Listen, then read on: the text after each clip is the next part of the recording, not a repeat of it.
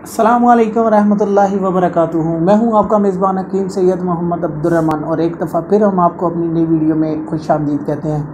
آج ہمارے ساتھ پھر حکیم محمد شہباز صاحب بھی ہیں، جو ہمارے استاد محترم ہیں، گجرانوالہ سے آئے ہیں۔ تو میں نے سوچا ہے کہ آج ہم ایک ٹاپک لگاتے ہیں جو بہت سیریس موضوع چل رہا ہے، اور وہ ہے ہرنیوں کا۔ ہرنیاں بیسیکلی طب میں تو ان کو فتق کے نام سے جانا جاتا ہے، اور اس کے لیے آج ہم استاذہ سے کوشش کریں گے کہ اس کے بارے میں ایک نسخہ بھی ان سے لیں، اور دوسرے نمبر پر اس کا فوری علاج کیا ہے۔ اور لوگ جس طرح مرد کو ٹیسٹیکل میں جب ہوا اتر جاتی ہے تو وہ اس کو اس وقت ہرنیہ سمجھتا ہے، اور بیویوں کو کس طرح ہمیں پتہ چلے گا کہ اس کو ہرنیہ ہے۔ تو اس ٹاپک پر ہم اپنے استاذہ سے گزارش کریں گے کہ وہ ہمیں بتائیں کہ اس کا علاج کیا ہے اور اس کی وجوہات کیا ہے۔ جی استاد محترم۔ اس کی سب سے بڑی وجوہات ہے یہ گرم خشک غذائیں، خشک سرد غذائیں، مروغن غذائیں، گرم مسالہ جات کا زیادہ سے زیادہ استعمال، پھر جو مردوں میں ہے خاص کر کے شراب نوشی جو استعمال کرتے ہیں، سگریٹ بہت زیادہ جو استعمال کرتے ہیں، ان لوگوں کو نا یہ ہرنیہ ہونے کے بہت زیادہ چانسز ہوتے ہیں۔ بیسکلی سمپلی یہ ہے کہ یہ خشکی کا مرض ہے۔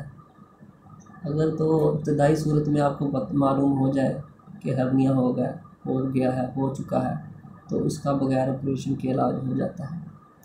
اگر ضرورت سے زیادہ ہرنیہ بڑھ جائے تو سب سے پہلے اس کا آپریشن کروایا جائے، پھر بعد میں اس کا علاج بھی کروایا جائے۔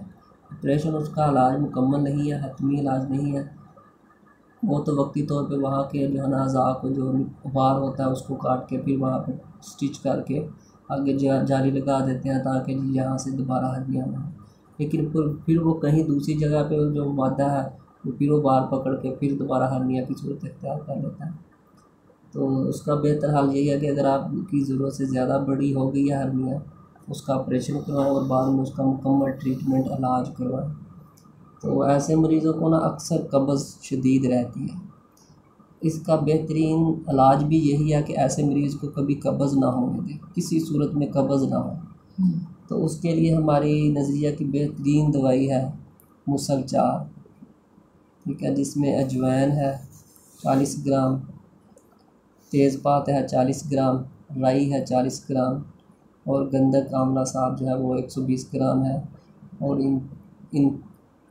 اس تمام نسخے میں 1 تولہ جمال گوٹا وہ ڈالا جاتا ہے، لیکن یہ بنا کر وہ استعمال کریں۔ رات کو مسل چار کی 1 گولی لیں، ایک صبح کو مسل چار کی گولی لیں، تو ان کے لیے یہ ان کا بہترین علاج ہے۔